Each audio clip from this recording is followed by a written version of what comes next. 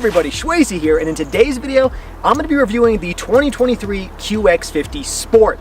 Now, this generation of the QX50 has actually been out since 2019, but new for 2023 is this Sport trim level, which sits kind of in the middle of the pack.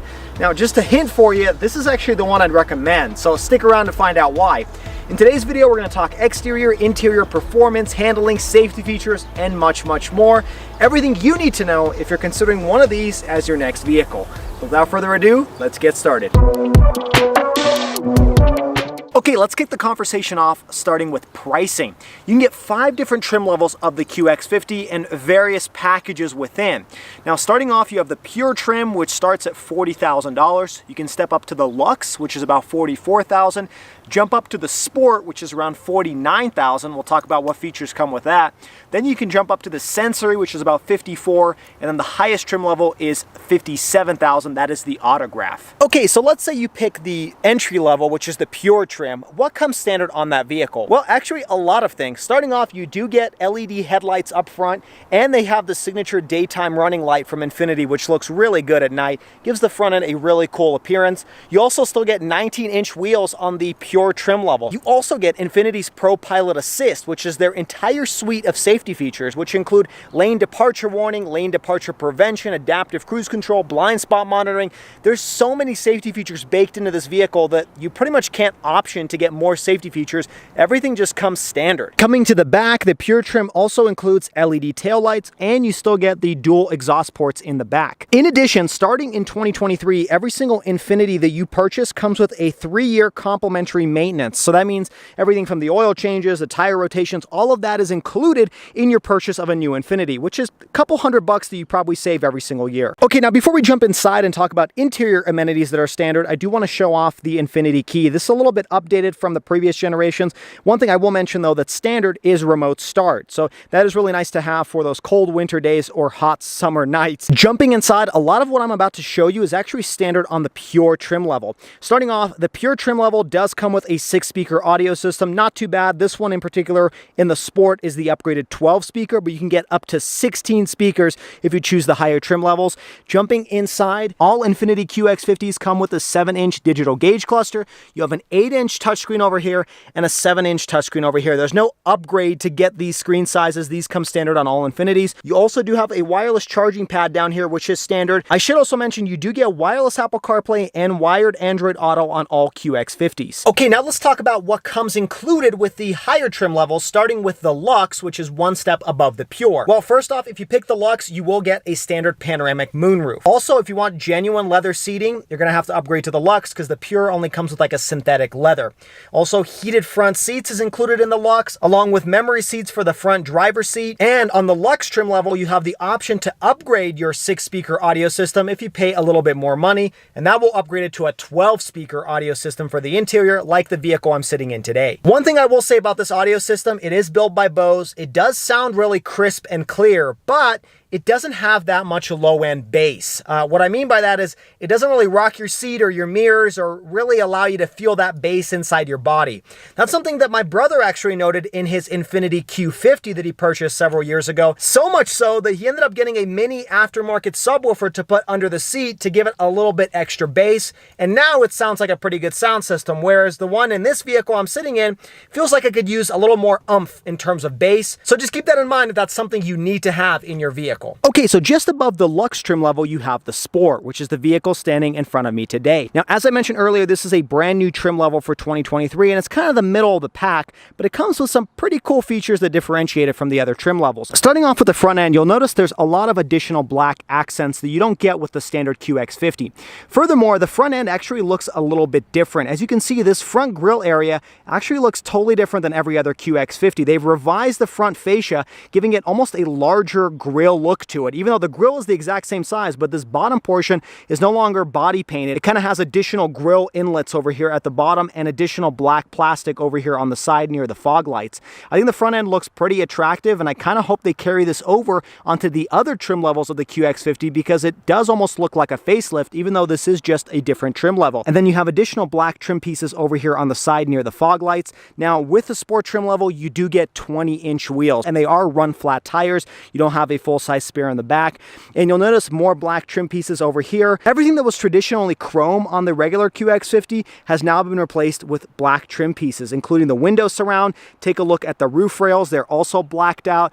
And that kind of gives it a more aggressive, more sporty stance to it, or sporty look to it. And the same applies for the back. This is typically a chrome trim piece, but because of this being the Sport, you have it as a blacked out trim piece. Same with the Infiniti badge back here. Even down to the exhaust pipes, they're actually a blacked out or grayed out look to them. And they look pretty nice. I think especially with this color, which is the anthracite gray, the black and the gray look really good. I think white would look pretty good on this vehicle as well. And honestly, the exterior of the QX50, this is a pretty handsome looking vehicle. I've liked it ever since it came out back in 2019. And with the addition of these black trim pieces, it looks even better than the standard QX50. Okay, jumping inside, you'll see exactly why I would pick the Sport as the trim level to buy if you're considering buying a QX50. But first off, let's just talk interior in general. Starting off with the door panel, you do have nice leather soft touch surfaces throughout. That's what you would expect from a luxury vehicle, but it's nice to see that they didn't cut any costs on the interior. You do have hard touch plastic down here, but that's to be expected. You have a cup holder down here, and then this is all soft touch. You do have automatic up down on the window switches, which is really nice. And the first thing that the Sport trim includes is a 12-speaker Bose audio system as standard. You no longer have to pay for that like you do with the Lux. You also get this cool looking blacked out, almost carbon fiber like trim, and it's actually textured. So unlike what I reviewed in the Nissan Altima, where it pretty much just looked like black vinyl, this thing actually has a texture to it. Almost feels like carbon fiber. It looks really nice. I like how they added this to the interior to spice it up a little bit. I also like the use of aluminum over here into the door handle and above the door handle. Jumping inside, I really like this Monaco red with the black contrast. That looks really, really cool. I love when there's red interiors or brown interiors mixed with black. I think they did a really good job with this. And this is what Infiniti touts as the zero gravity seats. They're extremely comfortable. They're supposed to be more ergonomically designed to your buttocks and your back. I'm not sure exactly if that's true, but they are comfortable seats to sit in. And this is kind of what it looks like from a cushion standpoint. Not as soft as some of the other vehicles I've driven from Infiniti and Nissan, but they are still really comfortable. I do like the white contrast stitching over here as well. Now, the third thing that the Sport trim includes is ventilated seats for the driver and passenger, and you also get a heated steering wheel. Speaking of steering wheel, let's jump inside and take a look at what that looks like. This is your standard Infiniti steering wheel. On the left-hand side, you do have your controls for your audio and your menus over here on the center display. And then on the right-hand side, you mostly have your cruise control features, as well as some of the functionality to control this gauge cluster. Now, this is a 7-inch gauge cluster in the middle, and unfortunately, this is the only size you can get. Infiniti does not offer an all-digital display on the QX50, although it does offer it on the QX60. Some of the other competitors in this field do offer an all-digital display, so I kind of wish they threw that in here with this 2023 quasi-facelift, especially for the Sport trim level, but that is not yet available, likely on the next generation. You do have paddle shifters over here on the left and right side. We'll talk about those when we get behind the wheel to drive it. Over here on the left-hand side, you have your headlight controls and some of the functionality for your cruise control, and just overall a really nice dash piece. This is all leather wrapped, so none of that rubberized material. All leather. You have a piece of stitching that goes all the way to the passenger side, and it also looks really good over here on the passenger side as well. You have a little bit more of that blacked out trim piece, and you do get ambient lighting over here if you pick the Sport trim level or above. And it's not very noticeable, but it is a subtle light located underneath this trim piece and on the door panel. You also get a little bit of ambient lighting over here. This piece over here, I don't know if you can tell or not, this is actually one strip of lighting that goes all the way back and into the center arm console. Really nice use of ambient lighting. I love when vehicles throw that in there, and this vehicle does not disappoint with that. Now, moving to the center display, you do have this 2-screen setup. So it's an 8-inch screen up here, 7-inch down here, and this is something that they've utilized in previous vehicles as well. My brother's Q50 has this exact same setup, and it's not bad. It does seem to be a little bit dated. Starting with this top screen, let's turn the vehicle on and show you what that looks like.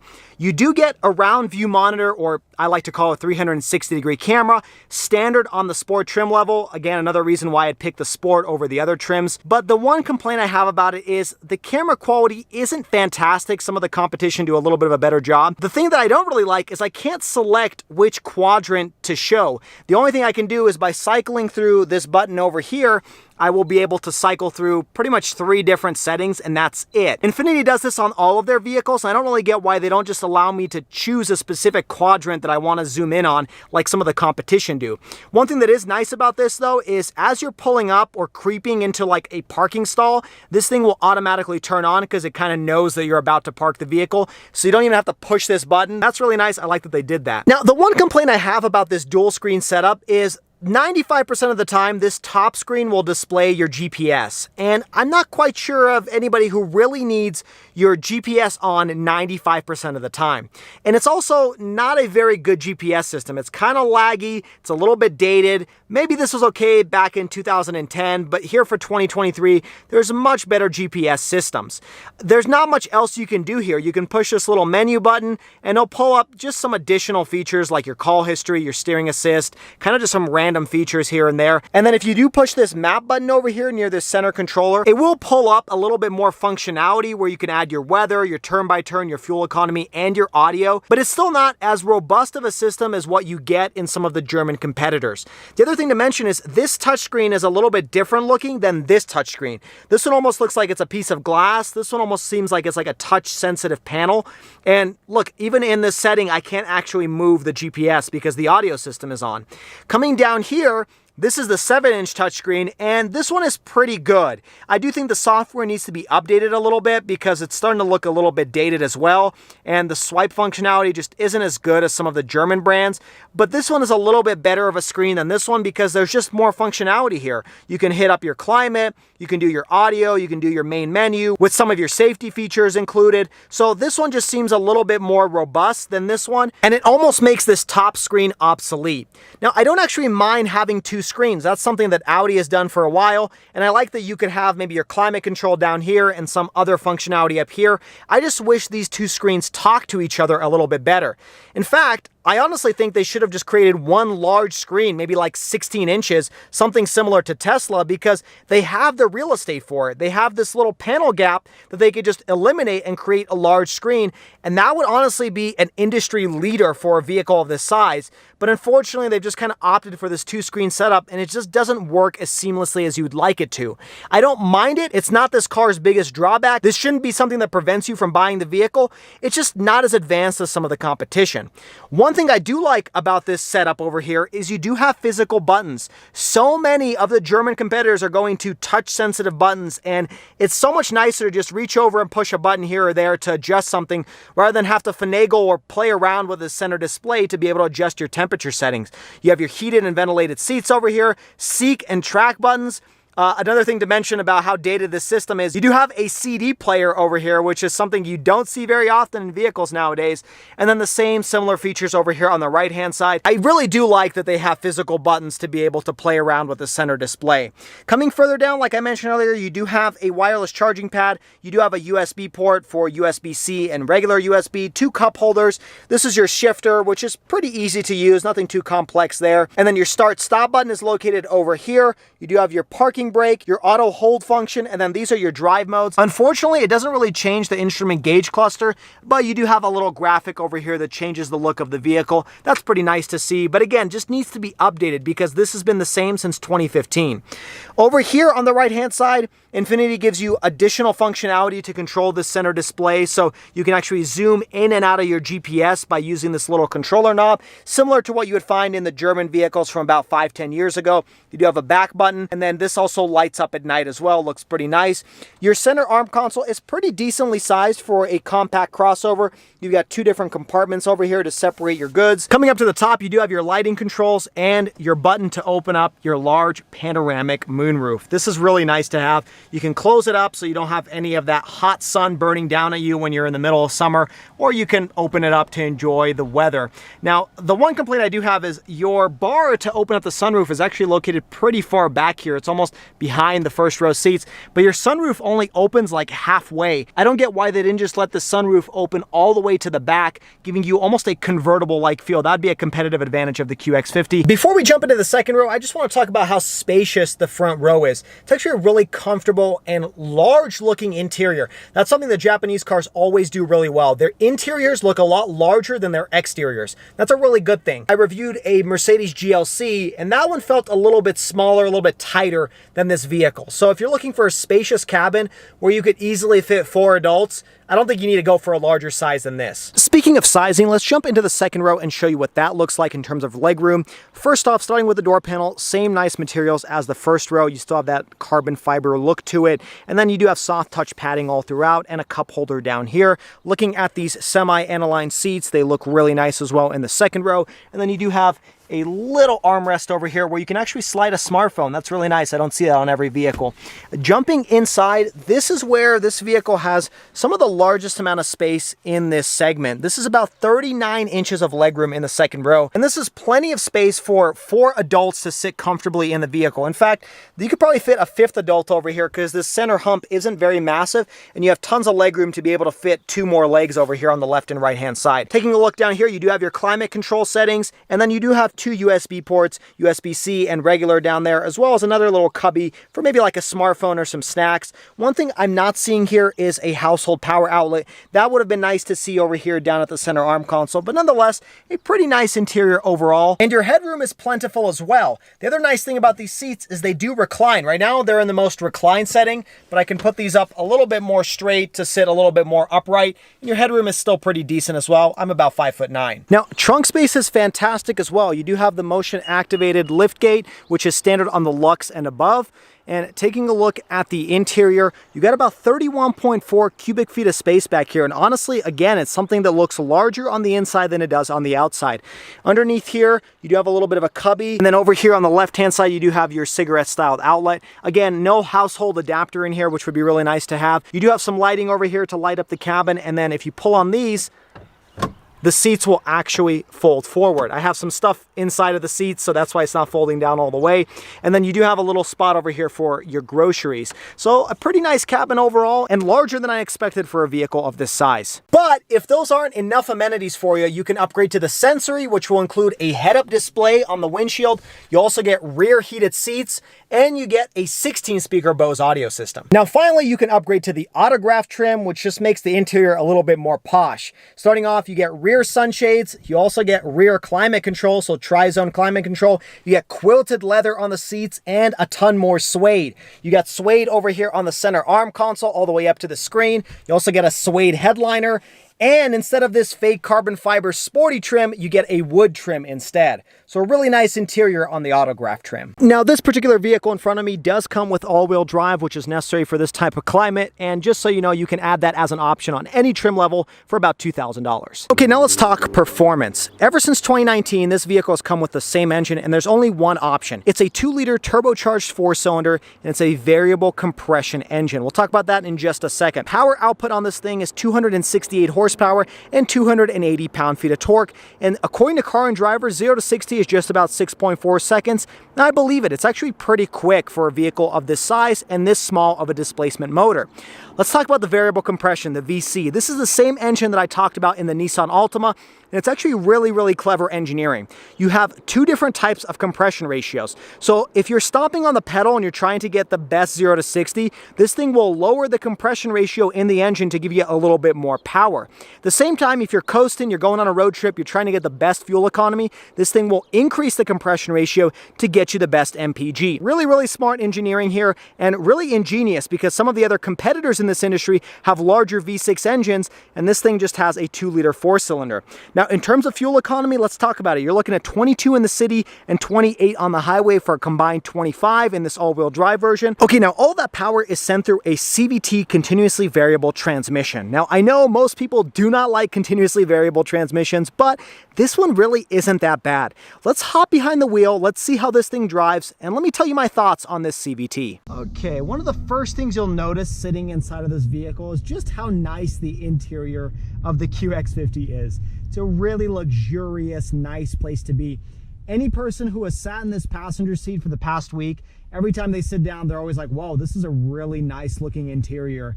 Everyone's impressed. Nobody has sat in this and been like, oh, it looks cheap or it feels cheap. That is definitely not a word that's used inside the QX50.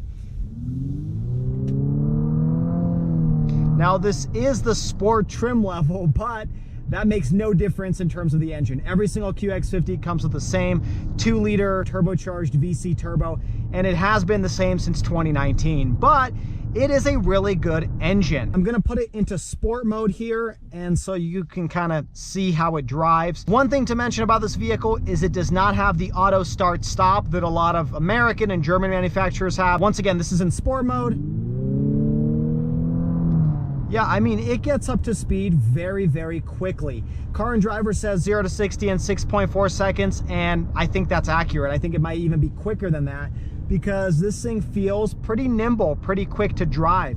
Now, the steering is pretty soft. It feels like a luxury vehicle. It doesn't feel like something from the German competitors, you know, like a stiff steering wheel. But that's because this car prioritizes comfort over sportiness, even though this is the sport trim. In terms of ride quality, this thing is very, very comfortable. Now, this does drive on 20-inch wheels and run flat tires. And run flat tires are a little bit stiffer than just traditional tires. So that's why this thing may not be as comfortable as something with traditional tires, but it's plenty soft for a luxury vehicle, and it's very quiet on the interior. That's something Nissan and Infiniti do really well, kind of giving you a serene environment when you're driving inside of the cabin. Now, this vehicle does have paddle shifters, and even though this thing does not have a traditional torque converter automatic, it really doesn't have any gears to paddle shift through, but it gives you that simulated feel that you are downshifting. And it works pretty quick. Look, I just downshifted in a second. I just upshifted again. I downshifted. Like, it is a very, very quick transmission, even though it's not actually shifting gears, which may be the reason why it looks like it's shifting quickly. You know, if somebody wasn't really familiar with CVT transmissions, you probably wouldn't be able to tell that this is a CVT, especially because of the downshifts and the quick shifting gears. And just the way it performs, this doesn't feel like a traditional laggy, slow CVT. It's plenty quick. As long as that turbocharger spools up, you got plenty of power, and you know, it performs very, very well. The one complaint I have in terms of performance and handling has to do with the sound. And you may be able to hear it on camera, maybe not, but when you're accelerating in this CVT transmission, it just sounds like a moaning dog. I mean, it does not sound very good at all. That's really the biggest drawback to the CVT. It's not how it performs, like a lot of people say. It's not very slow. It's not, you know, lackluster in terms of fun. It really has to do with the sound. We're about to get on this freeway on-ramp, and I want you to take a listen at what it sounds like. Okay, so we are in sport mode right now, and I'm gonna try to accelerate even though there's vehicles in front of me. I just want you to hear how this CVT just drones when you're accelerating really hard.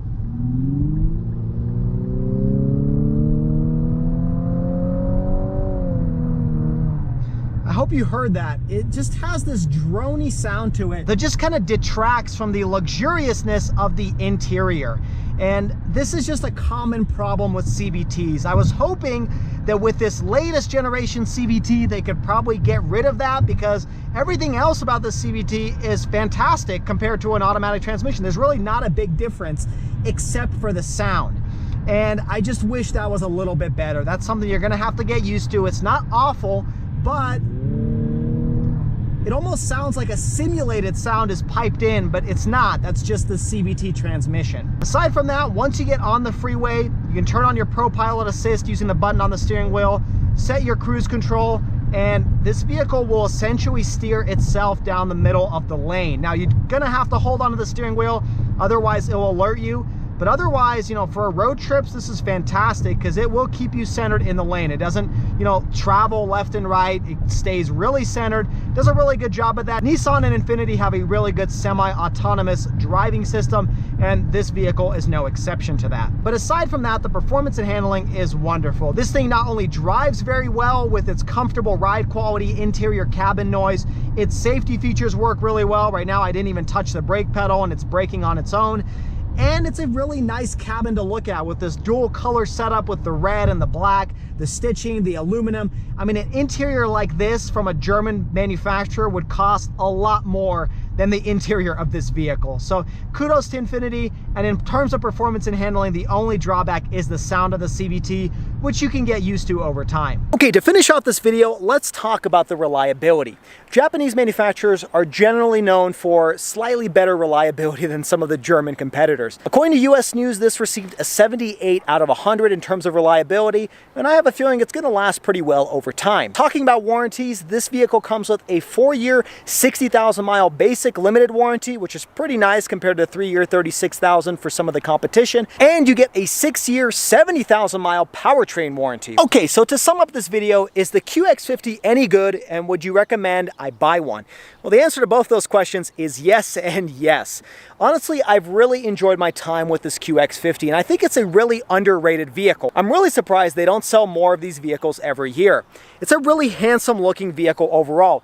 As compared to the Lexus NX, which is probably this vehicle's closest competitor, you know, the looks of that vehicle are a little bit more controversial than this one. I don't think anybody would really deny that this is a good looking vehicle.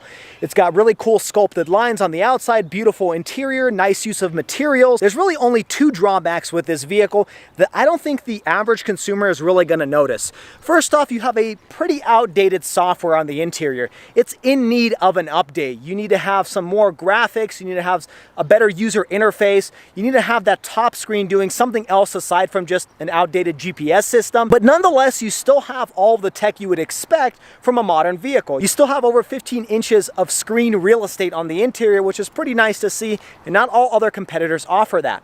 The second drawback of this vehicle is the CVT transmission, and really not because of how it feels, but because of the sound. It kind of detracts from the serene quality of the interior, and I kind of wish they would just mute that CVT transmission to make it a little bit quieter. Otherwise, the engine and the transmission actually perform really well together, and this thing accelerates pretty quick. A little bit better than some of the same competition at this price point. Speaking of price point, that's really where this vehicle shines. If you're looking for a German competitor, or even maybe a Lexus that comes with the same amount of features as the vehicle behind me, you're probably looking at a $10,000 to $15,000 premium. This one right here costs about $53,000. To be able to get a GLC or a BMW X3 with blind spot monitoring, adaptive cruise control, nice leather surfaces throughout the interior, heated steering wheel, you're probably looking at about a $65,000 car. And the question is a Mercedes really worth an extra $15,000 over an Infiniti? That's going to be up to you to decide, but personally, I don't think it is. This thing is still a luxury vehicle, it rides really smooth, it's very quick in its performance, and it comes with a lot of bang for your buck, so you can spend that $10,000 to $15,000 on maybe another car instead of a Mercedes-Benz. But I do hope you guys enjoyed today's video. If you did, make sure you hit that like button and subscribe to the channel for all the weekly car videos. Also check out all the social media down in the description below, and let me know your thoughts on the QX50. Are you considering one, and why are you not considering one? Because this thing is a really good bargain, and there's really not that many downsides to it. But until next time, everybody, I hope you stay schwazy, stay healthy, and have a wonderful day.